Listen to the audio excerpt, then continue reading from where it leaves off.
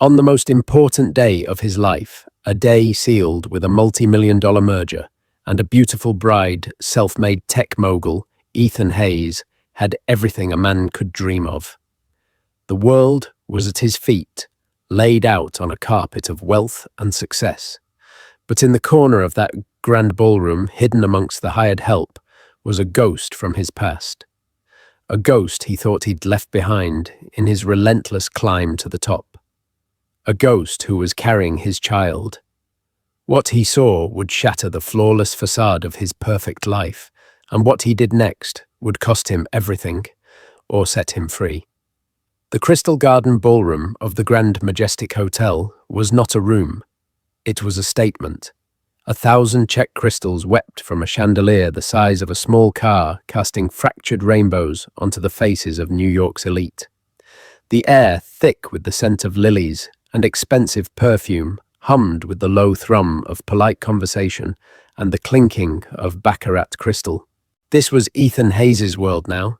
He had built it, brick by golden brick.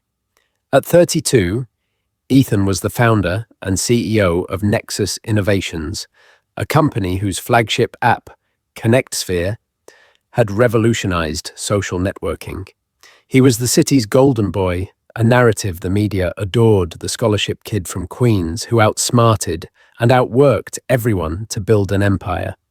Tonight was his coronation. His wedding to Sophia Sterling was more than a union of two people.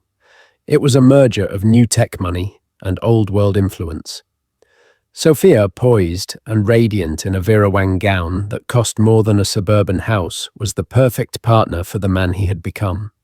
Her father, Richard Sterling, a titan of finance with a predatory smile and eyes that missed nothing, stood beside them, radiating smug satisfaction. A brilliant match, Ethan Richard boomed, clapping a heavy hand on Ethan's shoulder. Nexus and Sterling Capital together, unstoppable. Ethan smiled, a practiced, confident expression he wore like his tailored Tom Ford tuxedo. "To the future," he said, raising his glass. Sophia leaned into her lips, brushing his ear. "Happy darling," she whispered, her voice like honeyed silk. Ecstatic, he lied. The truth was, Ethan felt a hollow ache deep in his chest, a phantom limb of a life he had amputated. He ignored it, as he always did. He drowned it in vintage Dom Perignon and the blinding glare of his own success. He was a master of compartmentalization. But compartments, he would soon learn, have a tendency to break. He excused himself from the conversation, needing a moment of air. He scanned the room, a king surveying his court. His best man, Mark Jensen, gave him a thumbs up from across the floor. Mark was the only person in the room who knew the old Ethan, the one who ate ramen noodles and dreamed of coding in a cramped apartment. Mark wore a look of cautious optimism, a silent plea for his friend's happiness. Ethan's gaze drifted past the laughing guests, the groaning buffet tables laden with lobster and caviar, and landed on the service staff. Dressed in nondescript black uniforms, they moved like shadows, clearing plates, refilling glasses, their faces a mask of professional invisibility. And then he saw her. The world tilted on its axis. The music warped and faded into a dull roar in his ears. The crystal rainbows on the walls blurred into a nauseating smear.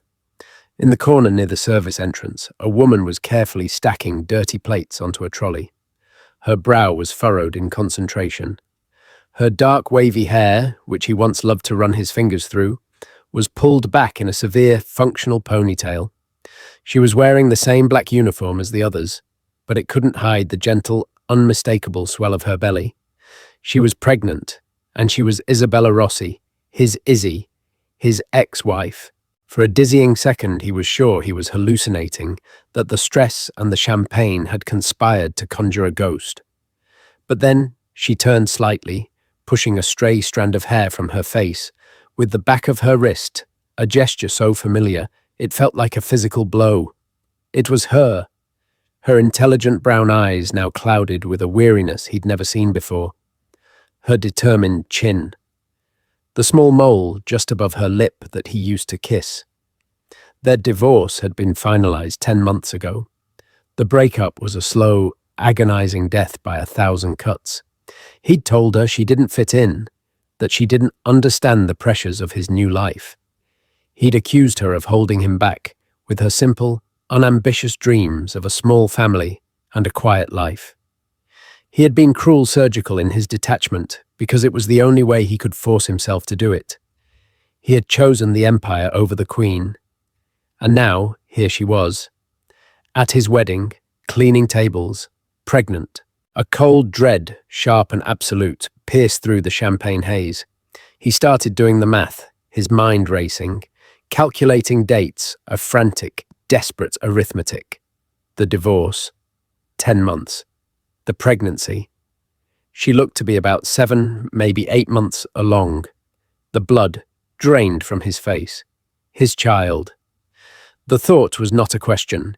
It was a certainty that slammed into him with the force of a speeding train. This was not a ghost. This was a reckoning. He felt a wave of nausea. He, Ethan Hayes, the man who controlled everything, had just lost control of his entire universe. His gaze was locked on her, a woman he had systematically erased from his life, who was now the most significant person in the room. She hadn't seen him yet. She was just doing her job, her movements slow and deliberate as if weighed down by more than just the stack of plates. He saw one of the senior catering managers, a thin, pinched-face woman, snap at Isabella for being too slow. Isabella just nodded her face, impassive, and continued her work.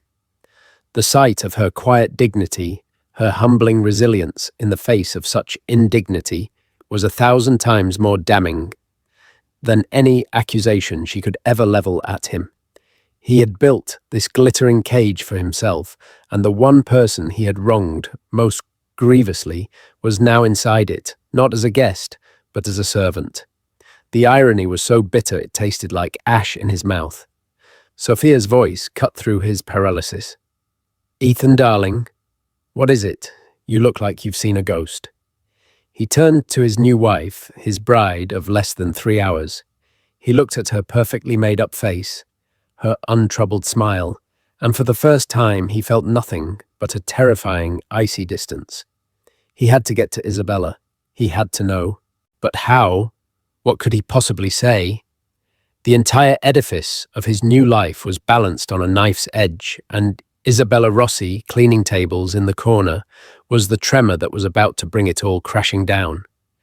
He took a step, a single, involuntary movement towards her, his mind a maelstrom of guilt, shock, and a terrifying nascent rage.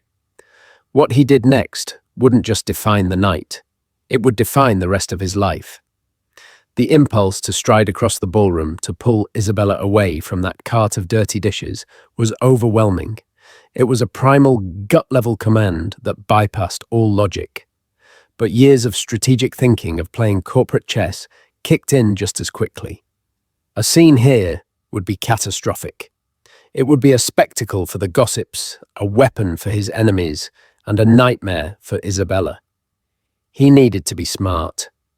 Ethan Sophia's voice was laced with concern, her perfectly manicured hand resting on his arm. "Are you feeling all right? You're pale." Just overwhelmed, he managed the word, tasting like a lie. He forced a smile that felt like cracking plaster. "It's a big day. I think I just need a minute of fresh air." Richard Sterling's sharp eyes narrowed on him. "Don't go far, son. The photographers want the cake-cutting shot in 10 minutes. The word son was a brand marking him as Sterling property. "Of course," Ethan said, his voice tight. He gently removed Sophia's hand.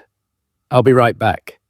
He didn't head for the main doors. Instead, he made a calculated loop around the dance floor, nodding at guests, faking smiles, his eyes never leaving Isabella. He needed to intercept her, but away from the prying eyes of the main hall. He watched her push the heavy trolley towards a swinging door marked "Service Staff Only." That was his chance. He excused himself from a conversation with a banking executive about interest rates, a topic that suddenly seemed absurdly meaningless. He moved with a purpose that felt alien in the leisurely atmosphere of the reception. He slipped through a side archway that led to a quieter corridor connecting to the service areas. His heart hammered against his ribs. What was he going to say? "Hi, Izzy. Sorry about the brutal soul-crushing breakup. By the way, is that my baby you're carrying while you clean up after my wedding?" To another woman, he reached the service corridor just as the swinging door creaked open. Isabella emerged without the trolley. This time her hand pressed to the small of her back. She sighed a deep, weary sound that echoed in the quiet hallway. She hadn't seen him. She was leaning against the wall, her eyes closed for just a second, a fleeting moment of respite. In that unguarded moment, she wasn't a ghost or a symbol of his guilt. She was just Izzy, the woman who used to fall asleep with her head on his lap while he worked late, who made the best damn lasagna he'd ever tasted, whose laughter was the only sound that could soothe his perpetually anxious mind. He saw the faint stretch marks on the side of her stomach where her uniform had ridden up slightly, a testament to a miracle he had no part in and every part in. Izzy, his voice was a hoarse whisper. Her eyes snapped open. The weariness vanished, replaced by a flash of pure, undiluted shock. Her face paled and she took a half step back, her hand instinctively going to her belly in a protective gesture. "Ethan," she breathed, her voice barely audible. It wasn't a question. It was the acknowledgement of a nightmare made real. What are you doing here?" he asked, the words clumsy and inadequate. A flicker of her old fire returned to her eyes, a defiant spark of the woman who had never been afraid to call him out. "Working," she said, her voice flat, devoid of emotion. "It's a job. People have them." The simple, direct hit landed with surgical precision. He who had accused her of lacking ambition was now face to face with the raw reality of her labor. "But," here he stammered, "the agency sends you where the gig is." She explained, her tone clipped. "ProServe staffing doesn't exactly give you a guest list. They give you an address and a uniform." She looked him up and down, taking in the tuxedo, the polished shoes, the sheer expense of him. "Congratulations. It looks like a successful merger." The sarcasm was a shield, but he could see the hurt shimmering in her eyes. "Izzy, I didn't know," he pleaded, stepping closer. "I swear to God I had no idea you were—" His eyes dropped to her stomach. He couldn't bring himself to say the word. "Pregnant," she finished for him, her voice hardening. "Yes, I am. And before you ask the next spectacularly stupid question, just do the math." "You're good at math, Ethan," he flinched. "Is it—" Don't she cut him off, her voice low and fierce.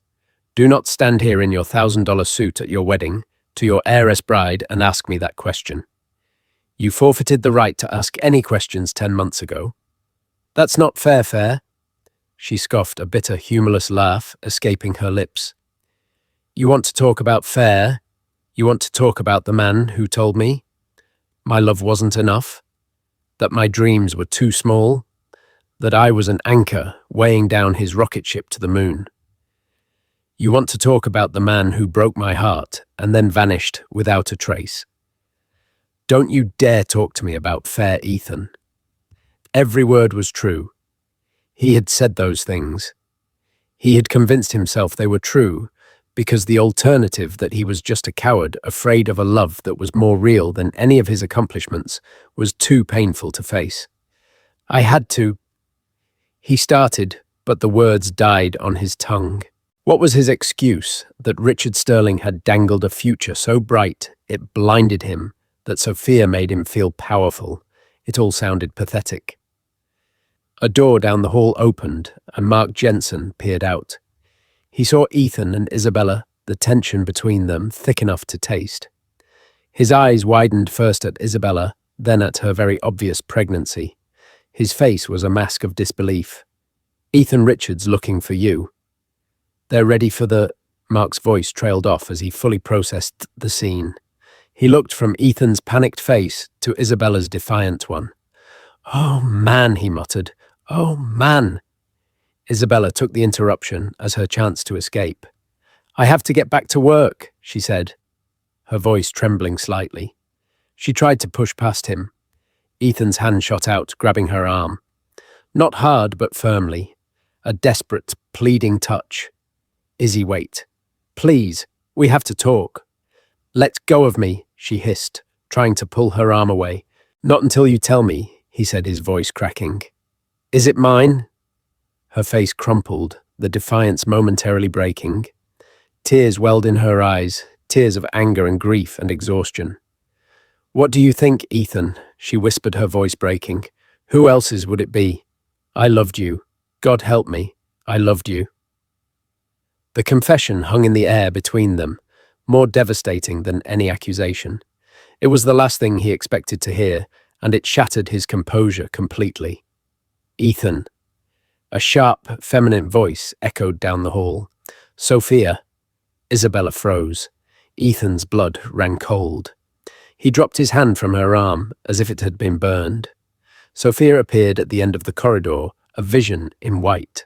Her smile faltered as she took in the scene, her new husband looking devastated, his best man looking horrified, and a pregnant catering waitress who looked like she was about to bolt. Darling Sophia's voice was dangerously sweet. What's going on here? Are you harassing the staff? Her eyes flickered over Isabella's pregnant form with dismissive contempt, a queen looking at a scullery maid. Isabella, regaining her composure, straightened her back.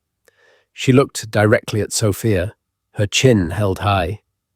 My apologies, ma'am. The gentleman was just asking for directions. She turned, and without a second glance at Ethan, walked back through the swinging doors into the cacophony of the reception. Disappearing back into the anonymity of the crowd, Sophia glided towards him, her expression hardening as she got closer. Who was that? She demanded, her voice a low hiss. Ethan's mind was a blank. He was still reeling from Isabella's words. I loved you. No one, he said, his voice hollow. Just a mix-up. Sophia's eyes, cold and calculating, narrowed. Really? Because for no one. She seemed to have you rather rattled. She glanced at the swinging doors with a thoughtful, predatory look. And pregnant, too. How messy. Mark stepped forward, ever the loyal friend. It was nothing, Sophia. A misunderstanding. We should get back. Your father is waiting. Sophia held Ethan's gaze for a moment longer, a silent promise of questions to come. Then she turned, her gown rustling. Yes, she said, her smile returning as if by magic. We wouldn't want to keep Daddy waiting. As he followed his wife back to the ballroom. Back to the cake, and the cameras, and the lies. Ethan felt like he was walking to his own execution. The collision was over. The damage was done. And in the wreckage, he knew with sickening certainty that his life, the one he had so carefully constructed, was a house of cards in a hurricane. And the first gust of wind had just blown through. Returning to the ballroom was a surreal experience. The vibrant, joyful atmosphere now felt garish and oppressive. The laughter of the guests grated on his nerves, and the sight of the towering seven-tiered wedding cake made him feel physically ill. Sophia was clinging to his arm, her smile as bright and brittle as spun glass. Richard Sterling clapped him on the back, again oblivious. There you are, time to cut the cake, you two. Give the photographers a show. As they posed with the ornate silver knife, Ethan's eyes scanned the edges of the room, searching for Isabella. He couldn't see her. Had she left? Was she in the kitchen crying? The thought was a knife in his gut. The photographer yelled, "Smile," and Ethan's lips stretched into a horrifying facsimile of happiness. The flashbulb went off, capturing a moment of profound misery and framing it as marital bliss. The rest of the night passed in a blur of forced pleasantries. He danced with Sophia, his movements stiff and robotic. He accepted congratulations from people whose names he couldn't remember. All the while, his mind was replaying the scene in the corridor. I loved you. The past tense of that statement was a verdict. Mark found him by the bar, nursing a glass of whiskey he didn't want. I need to know what the hell is going on, Ethan. Mark said, his voice low and urgent. That was Isabella. And she's pregnant. You need to talk to me. Ethan drained his glass. It's mine, Mark. The baby is mine. Mark swore under his breath, running a hand through his hair. How?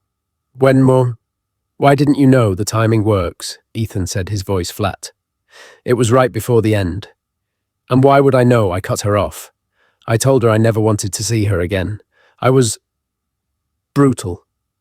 He looked at his best friend, the shame raw in his eyes. I did exactly what you told me not to do. I listened to Sophia. I listened to her father. Mark's jaw tightened. He had never liked Sophia, and he openly distrusted Richard Sterling.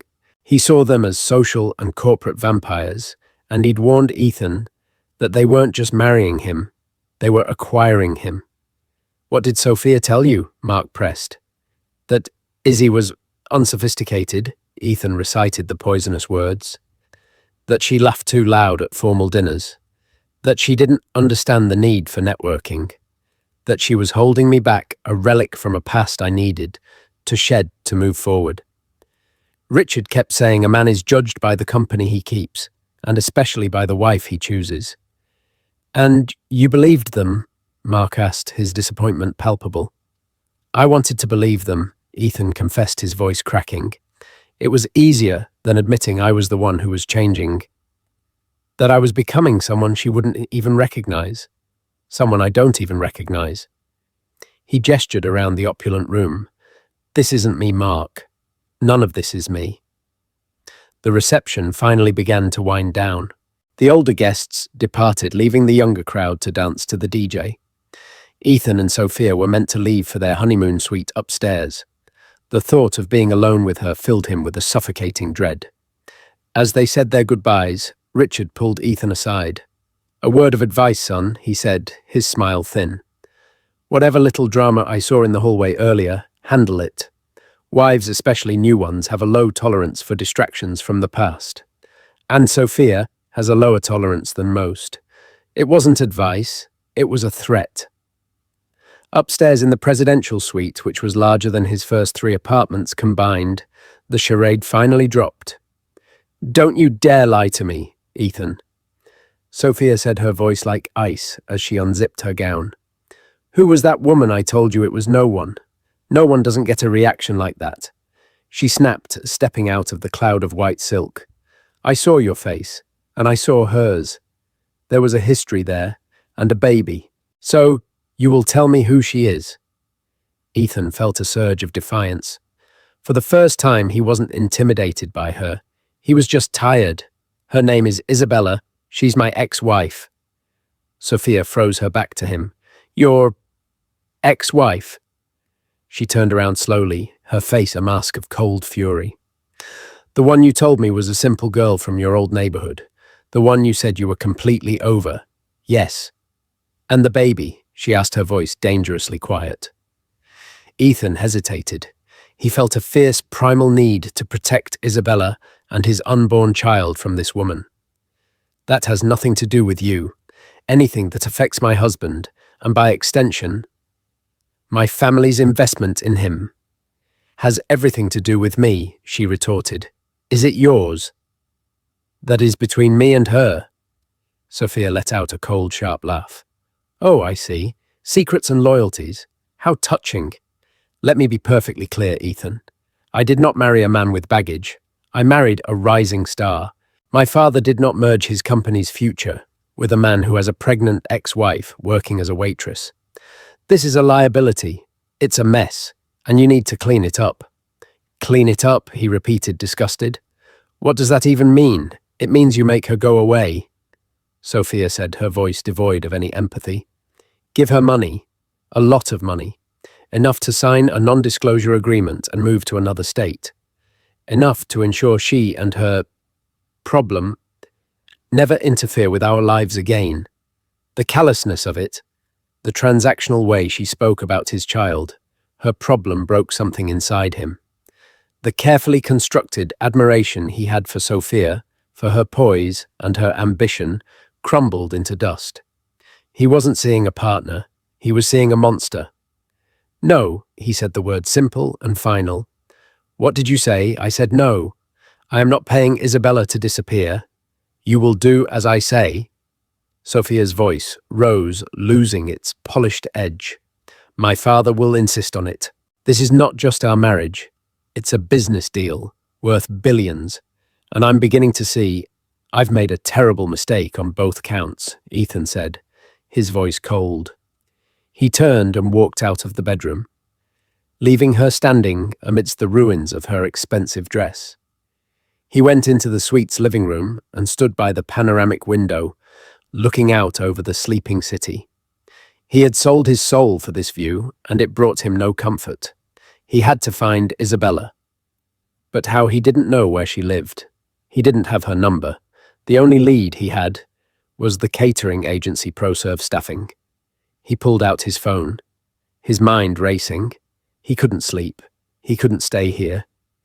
He felt an overwhelming urge to undo everything, to rewind the last year of his life. He sent a text to Mark. I need a favor, a big one. Find out everything you can about ProServe staffing. I need an employee list. I need an address for Isabella Rossi. His phone buzzed almost immediately. Mark's reply, on it. What happened with Sophia? Ethan typed back, the mask is off. He spent the rest of the night on the couch, the silence of the suite a stark contrast to the storm in his mind. He was married, yet he had never felt more alone. He was a millionaire, yet he had never felt poorer.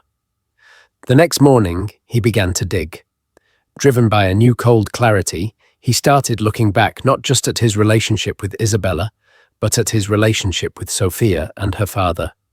He went through old emails, old text messages, searching for the breadcrumbs he had ignored. He found them. Subtle suggestions from Sophia. A casual comment about Isabella's lack of polish after a dinner party. An email from Richard Sterling praising Ethan's ambition, followed by a pointed remark. A great man cannot be shackled to a simple past.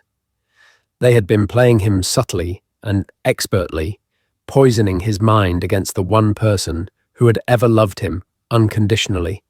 Then he found the email. It was from 6 months before the divorce. It was an invitation for a weekend trip. He and Isabella were supposed to take a trip to the mountains to get away from the city and reconnect. He had cancelled it at the last minute for a mandatory networking event Richard had insisted he attend. He remembered how devastated Isabella had been. He looked at the sender of the email about the event. It wasn't from the organizers. It was from Richard Sterling's personal assistant. A sick feeling crept into his stomach. He did some quick searching on his laptop. The event had been real, but it had taken place the weekend before. Richard had deliberately given him the wrong date. He had manufactured a conflict. He had engineered a moment of friction between Ethan and Isabella, one of many tiny cuts that eventually bled their relationship dry. The cracks in the foundation were turning into chasms. This wasn't just a matter of social climbing or bad advice. This was a calculated, deliberate campaign to isolate him and remove Isabella from his life. And the only question left was why. What was their endgame? The merger was already happening. What did they gain by so ruthlessly destroying his past? His phone buzzed. It was a message from Mark. Got it. It wasn't easy. I had to call in a major favor with a friend in IT security. Got the employee file. She lives in a small apartment in Astoria, Queens. Address attached. Ethan. Be careful. Sophia and her father do not play fair. Ethan looked at the address. It was just a few blocks from the tiny apartment he and Isabella had first shared. The place where his real life had been. He stood up, grabbing his car keys. He didn't know what he was going to do or say, but he knew he couldn't wait another minute. He had to see her. He had to begin to atone for the wreckage he had caused. As he walked out of the suite, leaving his sleeping bride behind, he felt a strange sense of liberation. The gilded cage was open. He was flying back to Queens, back to the truth, not knowing if it would save him or destroy him completely. The drive from the palatial grandeur of the Grand Majestic in Manhattan to the quiet tree-lined streets of Astoria, Queens, was like traveling between two different countries. The gleaming steel and glass towers gave way to familiar three-story brick apartment buildings. This was the world he came from, the world he had paid a fortune to escape. Now it felt like the only real place on earth. He found her building easily. It was a modest, well-kept pre-war walk-up, the kind with a sturdy stoop and flower pots on the windowsills. He parked his sleek black Audi, a car that looked utterly alien on this street, and stared at the front door. What right did he have to be here? He was the architect of her pain, showing up on her doorstep the day after his wedding. It was monstrous. But the alternative, doing nothing, was worse.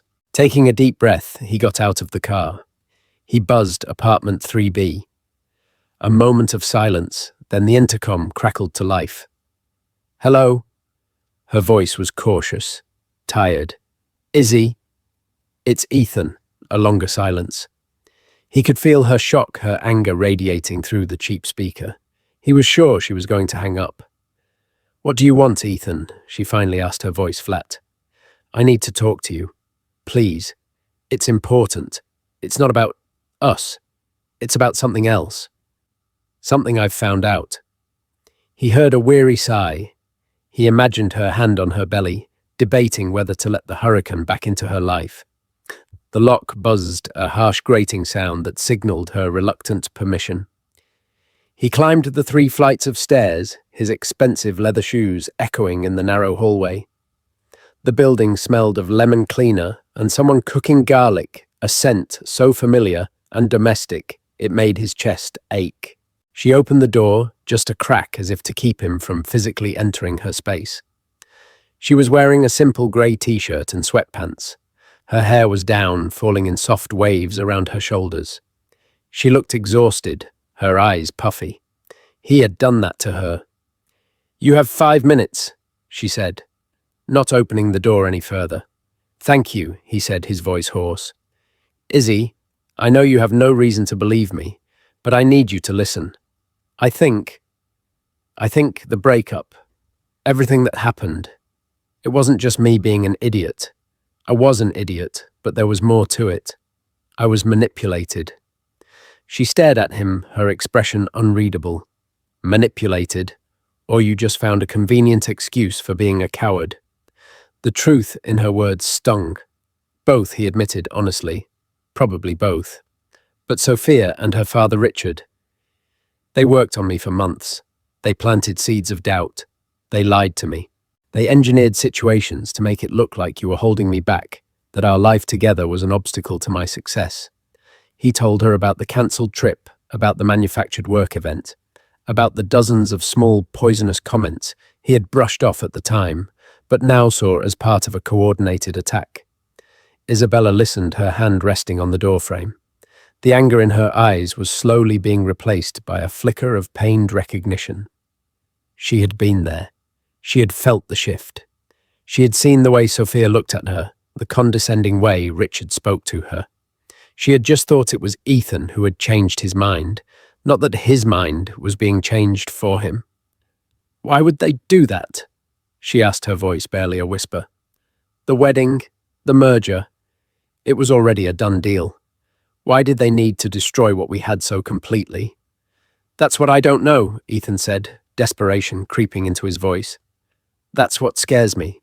It feels like more than just wanting me to have the right kind of wife. It feels predatory, like they needed to isolate me for a reason." He took a step closer, lowering his voice. "Sophia knows about you. She saw us at the wedding. She wants me to pay you off. She wants you to sign an NDA and disappear." Isabella recoiled as if he'd slapped her. "Pay me off? To hide your child?" "I said no," he said, quickly, fiercely.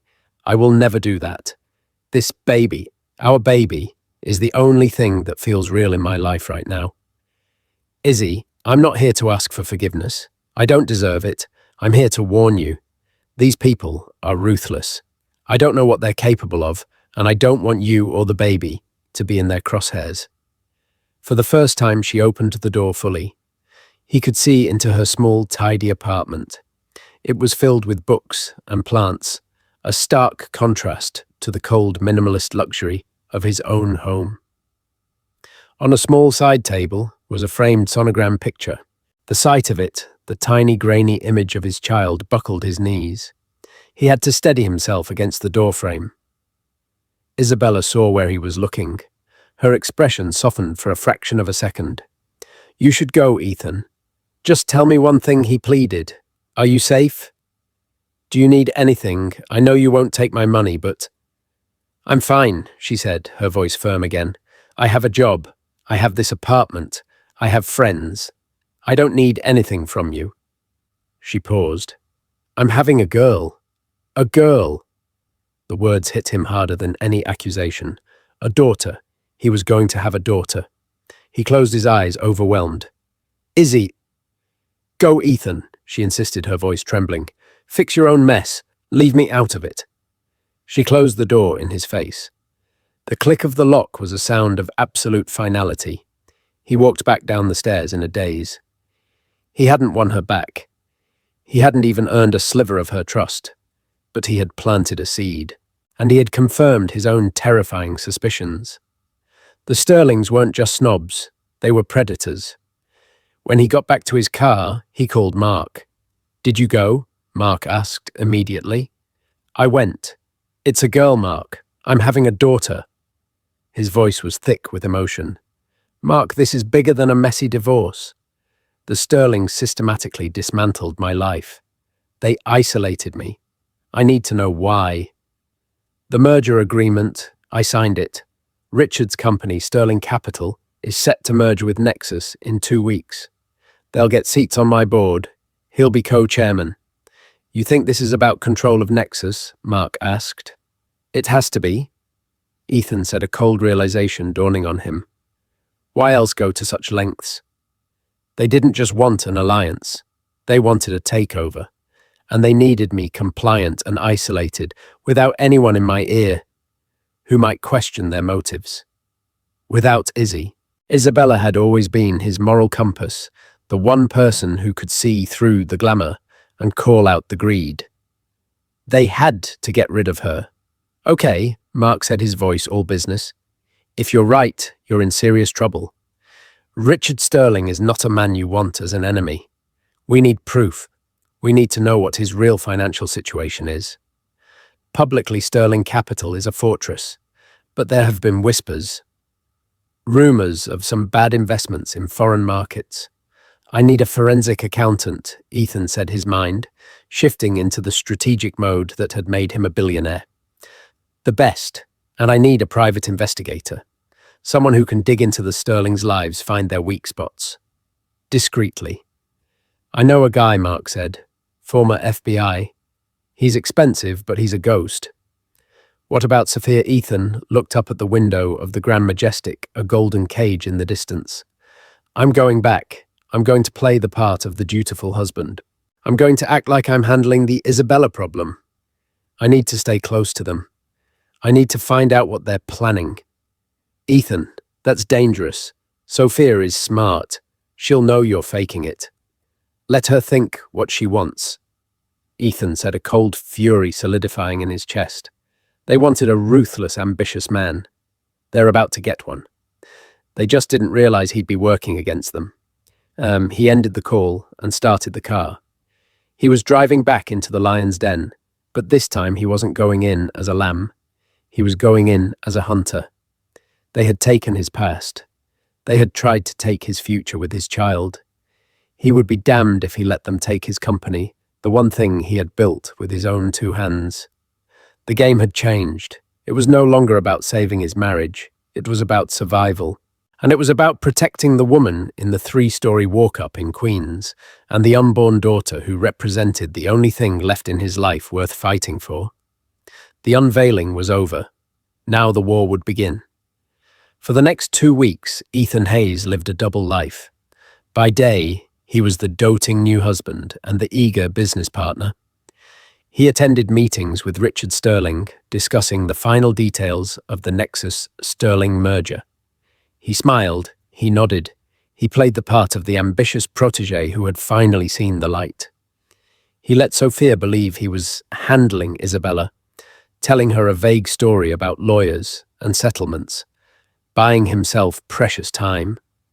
But by night, his penthouse at the Grand Majestic became a war room. With Mark as his trusted lieutenant, he coordinated a covert operation against the very people he was supposed to be joining. The private investigator, a grizzled ex-FBI agent named Frank Miller, started digging into the Sterlings' lives. The forensic accountant, a sharp-witted woman named Anya Sharma, began a deep dive into every public filing and financial statement from Sterling Capital she could get her hands on. The initial reports were grimly confirming. Anya discovered that Sterling Capital was a house of cards. Richard had leveraged the company to the hilt, making a series of disastrously risky bets on volatile foreign energy markets. He was hemorrhaging money, hiding the losses, behind a complex web of shell corporations and deceptive accounting. The merger with Nexus wasn't a strategic alliance. It was a desperate lifeline. Richard needed Nexus's clean books, its massive cash reserves, and its steady revenue stream to absorb his losses and save his empire from imploding. "He's not merging with you," Ethan Anya explained over a secure video call. "He's gutting you. The terms of this agreement give him control of the new board.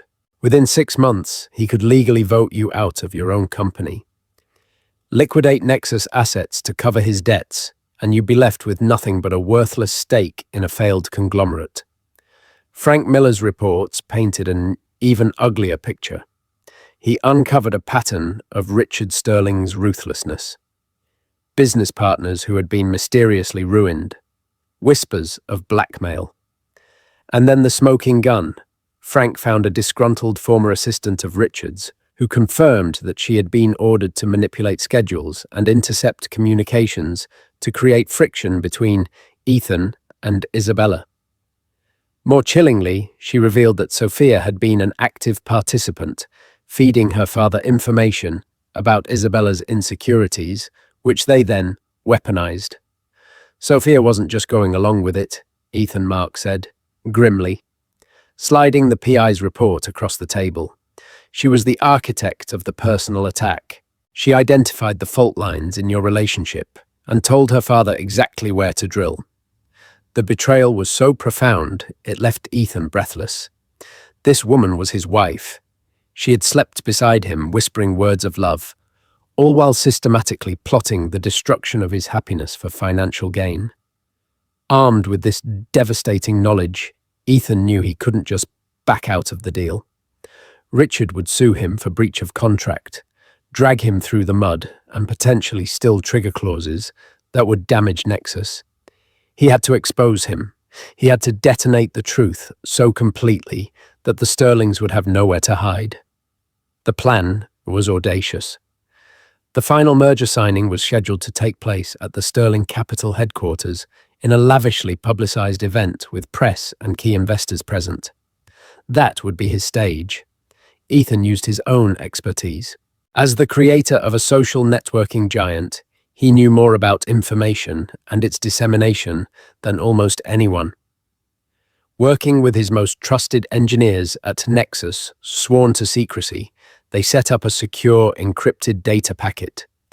It contained Anya's entire forensic report, Frank's investigation summary, and a damning recorded phone call Frank had managed to obtain of Richard, threatening his former assistant to ensure her silence.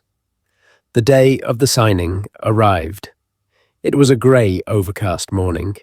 Ethan dressed in a dark, impeccable suit that felt like armor. Sophia, standing beside him in their suite, adjusted his tie.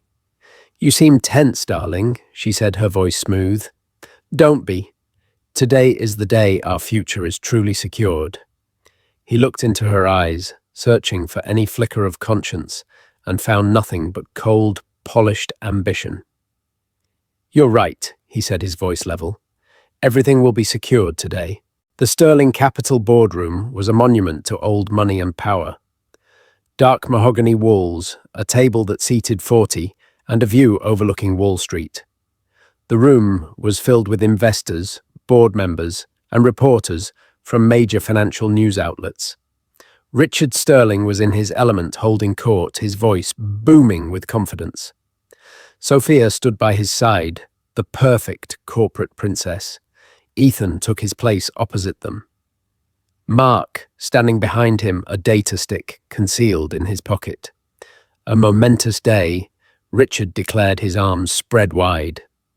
The fusion of tradition and innovation. The birth of a new global powerhouse, Sterling Nexus. Polite applause filled the room. The documents were laid out on the table. The pens were produced. This was the moment. Richard slid the signature page towards Ethan. "Join us, son. Let's make history." Ethan picked up the pen. The room was silent. He looked at the line, waiting for his signature. The culmination of a year of lies. Then he looked up, meeting Richard's expectant gaze. He set the pen down. "I'm afraid I can't sign this," Ethan said, his voice calm and clear. Ringing through the silent room. A confused murmur rippled through the audience. Richard's smile tightened. "Ethan, this isn't the time for jokes." "I'm not joking," Ethan said, standing up.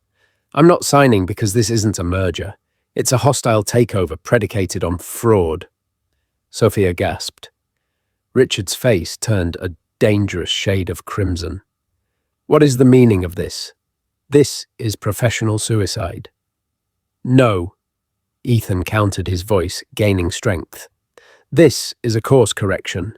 You see, ladies and gentlemen, while Mr. Sterling has been selling you a story of strength and stability, the reality is that Sterling Capital is insolvent. It's a sinking ship, and he's trying to lash it to my company to keep it from going under." Lies, slander. Richard roared, slamming his fist on the table. "Is it?" Ethan asked coolly. He nodded to Mark. Mark stepped forward and inserted the data stick into the room's main presentation hub. On the massive screen behind the head table, where the Sterling Nexus logo had been proudly displayed, a new file appeared. It was Anya's report. "This is a full forensic analysis of Sterling Capital's finances," Ethan announced, his voice projecting across the stunned room. "It details billions in hidden losses, illegal accounting practices, and massive corporate debt. I've already forwarded a copy to the SEC and the District Attorney's Office. I suggest the investors in this room read it carefully." Panic erupted. Investors scrambled for their phones. Reporters were typing furiously. Richard Sterling looked as if he'd been shot. But Ethan wasn't done. "But the corporate fraud is only half of the story," he continued, his eyes locking onto Sophia. "You see, to pull this off, Mr. Sterling's and his daughter needed me to be compliant. They needed to remove any voice of dissent from my life. And that's where the personal betrayal becomes inseparable from the corporate crime." He looked directly at the reporters. "They systematically and maliciously destroyed my relationship with my ex-wife, Isabella Rossi, using lies and manipulation to ensure I was isolated enough to be controlled. They didn't just want my company, they wanted my soul." The final file opened on the screen. It was the transcript and audio file of Richard's threatening phone call. He pressed play. Richard's voice, full of venom and threats, filled the boardroom. The game was over. Richard Sterling collapsed into his chair, a broken man. Sophia stared at Ethan, her face a mixture of hatred and disbelief. You bastard," she whispered. "You're right," Ethan said, his voice low so only she could hear. "You wanted a bastard. You got one. The marriage is over, Sophia. My lawyers will be in touch about an annulment, on the grounds of fraud." He turned and walked out of the room. Mark by his side, leaving chaos and ruin in his wake. He didn't look back. As he stepped out into the city air, it began to rain, as if the sky itself were washing the city clean. He felt no triumph, only a profound, aching emptiness. He had won the war, but the cost had been immense. He had torn down his gilded cage, but now he was standing in the rubble. There was only one thing left to do. One person he needed to see. Not to fix things, not anymore, but just to tell her that the storm was over, and to ask if he could finally meet his daughter. In the end, Ethan Hayes didn't just expose a billion-dollar fraud, he exposed the truth of his own heart. He dismantled the empire of lies he had built around himself, choosing a difficult, uncertain truth over a beautiful, comfortable lie. But the story doesn't end there. Winning the war was the easy part. The real battle, the one for forgiveness, for trust, for the chance to be a father to the little girl he had never met, was just beginning. He walked away from the wreckage of his life with nothing but his integrity and a sliver of hope. And sometimes, when you've lost everything, that's the only thing you need to start again. Thank you for joining us on this incredible journey. What do you think Ethan should do next? Does he deserve a second chance with Isabella, or has he caused too much pain? Let us know your thoughts in the comments below. Your perspective is what makes our community so amazing. If this story moved you, please hit that like button, share it with someone who loves a powerful story of redemption, and don't forget to subscribe and turn on notifications so you won't miss our next real-life drama. We'll see you in the next story.